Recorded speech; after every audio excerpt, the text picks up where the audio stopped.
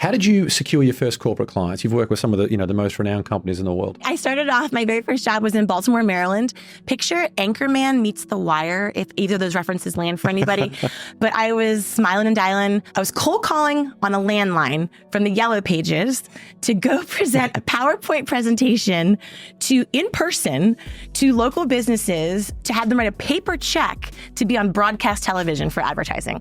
Literally nothing about that sentence is even real anymore. Like, I'm 100 even saying that. The Stone Age, yeah. Totally. But I made 100 cold calls a day for 4 years. I was rejected like 8,964 times. Literally, I did the math. It was the best training of my life. It made me so bulletproof because it's like, shoot your shot and move on. I encourage people to invite that level of rejection into their lives as soon as possible because it really does give you that armor and that confidence.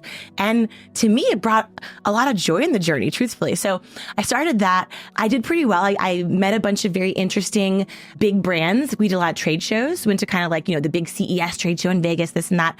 Long story short, when I was 25, I was up for a promotion against this guy named James.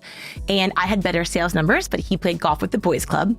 So James got the promotion. And I had just watched Jerry Maguire recently. And I literally did a full-on impetuous 25-year-old stupid move. Jerry Maguire, I was like, I'm out of here. This is BS. Who's coming with me? And of course, no one was coming with me because I was 25 and I was an idiot. Dorothy Boyd, thank you. No, I did not have a Dorothy Boyd, sadly.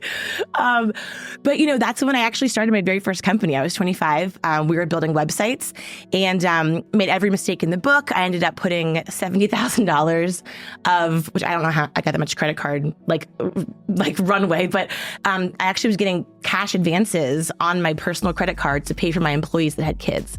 I had to shut it down within 18 months. It was an expensive, exhausting, painful, huge punch in the face of the realities of life.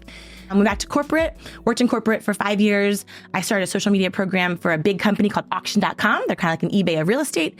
We sold $20 million of real estate on Facebook, which was very revolutionary back then.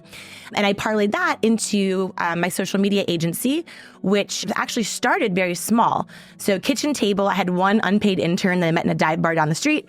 And we had some local clients, they had champagne taste and a beer budget, really brutal. We worked really hard.